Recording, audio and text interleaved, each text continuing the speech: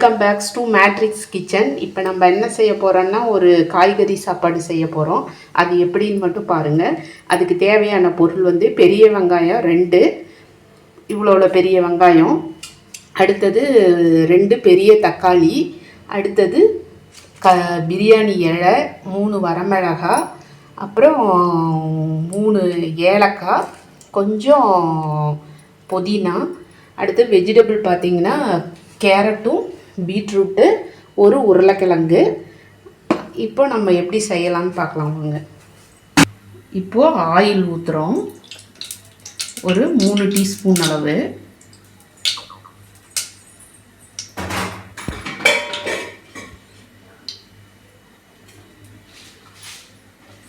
அடுத்தது கடுகு 2 போடுறோம்.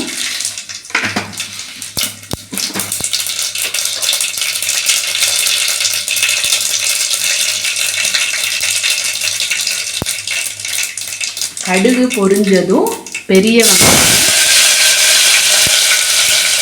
வரமிளகாய் இதெல்லாம் போட்டு வணக்கிறோம்.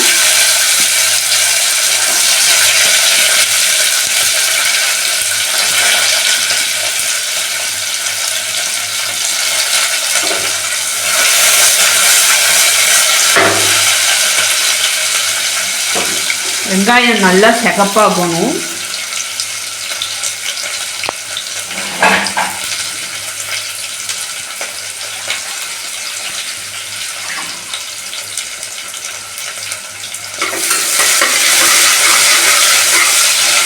இப்போ வெங்காயம் பாருங்கள் நல்லா சிகப்பாகுது.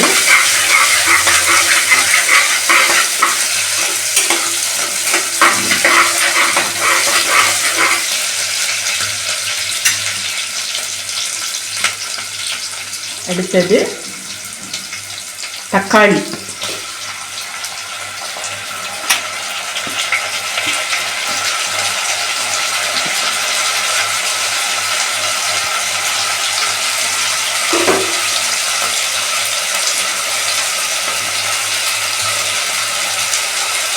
இந்த தக்காளி வணங்கிறதுக்காக 1 டீஸ்பூன் உப்பு அதுலேயே போடுறோம்.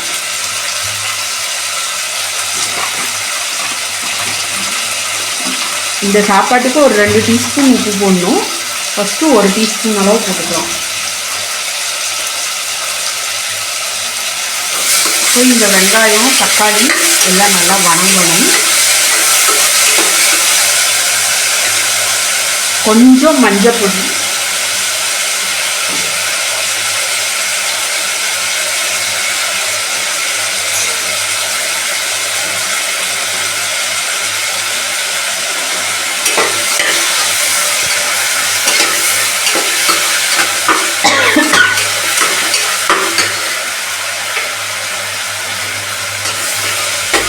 தக்காளி நல்லா வணங்கணும்.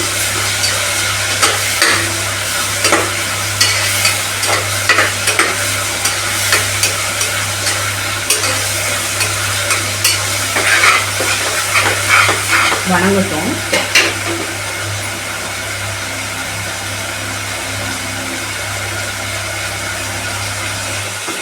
இப்போ பார்த்தீங்கன்னா இந்த தக்காளி ஓரளவுக்கு நல்லா வணங்கிடுச்சு. இப்போ என்ன பண்ணணும்னு பாருங்கள். ஒரு உருளைக்கிழங்கு,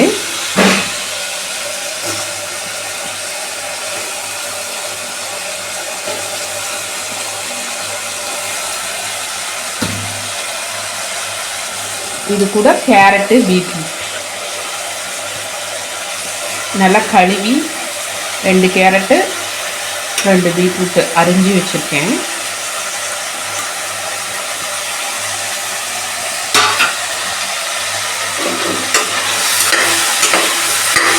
இந்த காய்கறியை நல்லா வதக்கணும். அது கூடவே இந்த பிரியாணி இலை, ஏலக்காய், புதினா எல்லாம் போட்டு நல்லா பெரட்டணும்.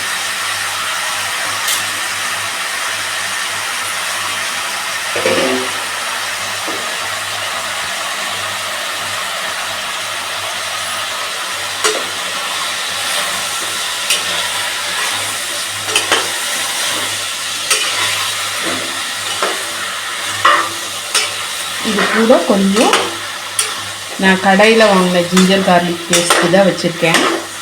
அதே போட்டுக்கலாம் எமர்ஜென்சினா. பாருங்கள், இந்த காயெல்லாம் நல்லா வணங்கணும்.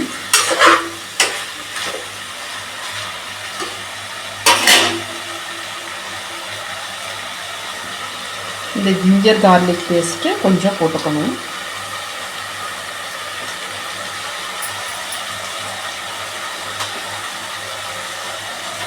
போட்டுட்டு இதையும் இப்படியே வணக்கி விடணும் இந்த காய்கறியில்.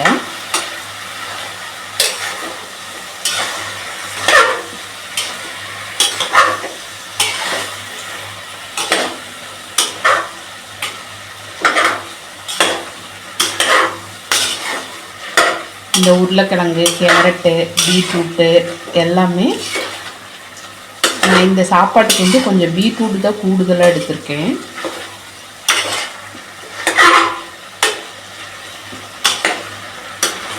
ஸோ இது எல்லாமே நல்லா காய் ஒரு 5 நிமிஷத்துக்கு நல்லா வணங்கணும்.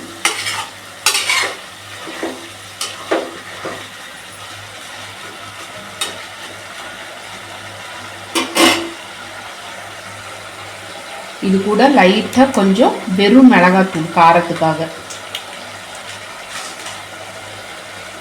அடுத்தது பட்டை, லவங்கம், சோம்பெல்லாம் போட்டு அரைச்சி வச்ச பொடி கொஞ்சம். உங்ககிட்ட அதுக்கு பதிலாக சிக்கன் மசாலா இருந்தால் போட்டுக்கலாம்.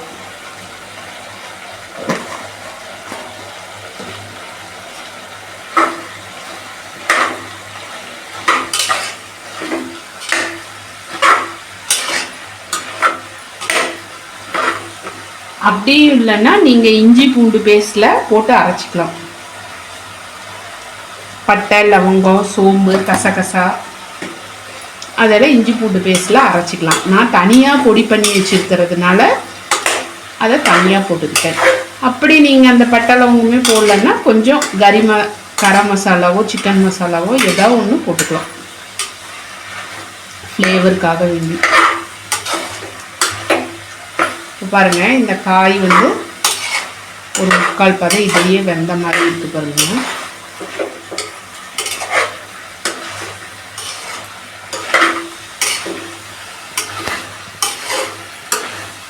அப்போதான் கொஞ்சம் இந்த பச்சை வாடையெல்லாம் போகும். ரைஸ் போடும்போது நல்லாயிருக்கும் நமக்கு. அதனால தான் கொஞ்சம் நல்லா வணக்கிறோம் ஃபஸ்ட்டு.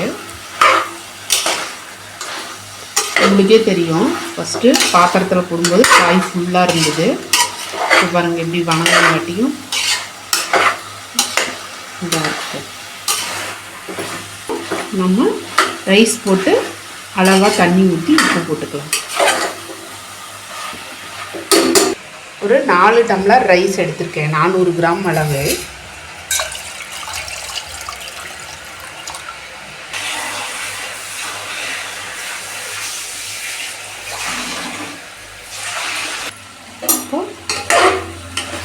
நல்லா ஒரு கிளறி விட்டுட்டு ரைஸ் போட்டுட்டு நல்லா ஒரு கிளறி விட்டு அடுத்தது ரைஸ் போட்டுட்டு தண்ணி ஊற்றி உப்பு போட்டுக்கலாம். இது ஒரு சத்தான சாப்பாடு. குழந்தைங்களுக்கு செஞ்சு கொடுத்தீங்கன்னா அவங்க நல்லா சாப்பிடுவாங்க.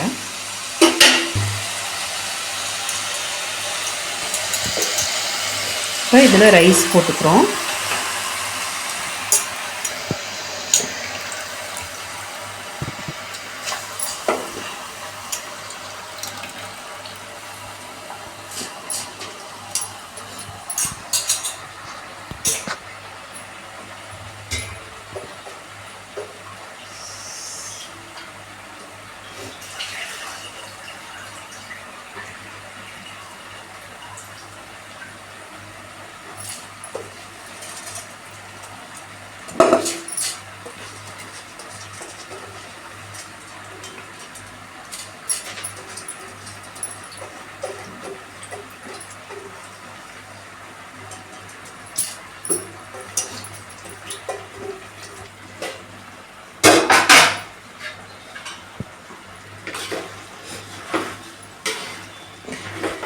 இப்போ இந்த ரைஸை வந்து நம்ம என்ன பண்ணுறோன்னா நல்லா இதோட கிளறி விடுறோம். ரைஸும் காயும் ஒன்றாகிற மாதிரி.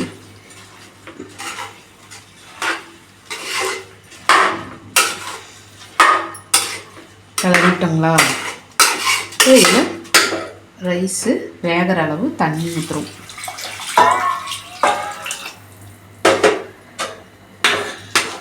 அதனால தான் பீட்ரூட் சாப்பாடு.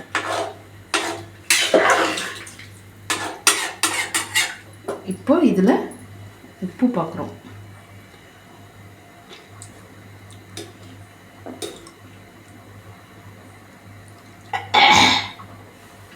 உப்பு கொஞ்சம் போட்டுட்டு கிளறி விட்டு விசில் போட்டுடணும்.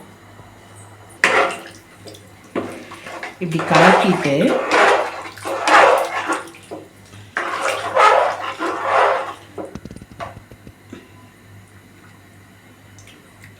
உப்பு கரெக்டாக இருக்குது.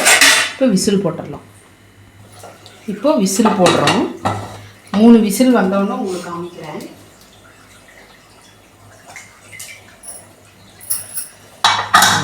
மூணு விசில் வந்ததுக்கப்புறம் உங்களுக்கு காமிக்கிறேன். இப்போ நம்ம பீட்ரூட் கேரட் வெஜ் பிரியாணி தயாராகிடுச்சு. பாருங்கள் எப்படி அழகாக இருக்குன்னு பாருங்கள். பார்க்கவே பாருங்கள் அப்படியே ருசியான மணக்கும் காய்கறி சாதம்.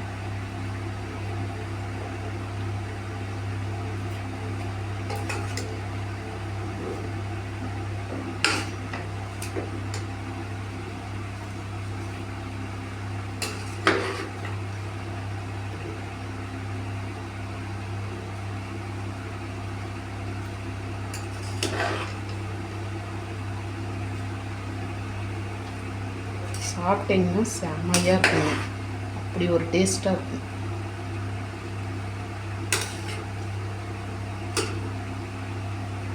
கலர்ஃபுல்லாக ருசியாக போதும்.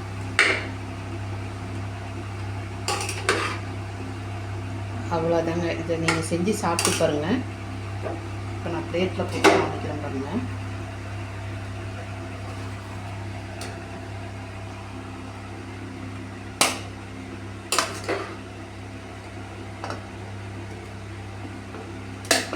இந்த காய்கறியோடு வச்சு சாப்பிடும்போது உங்களுக்கு அமிர்த மாதிரி இருக்கும்.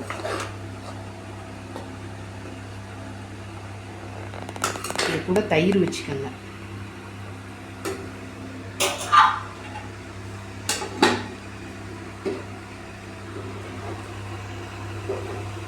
தயிர்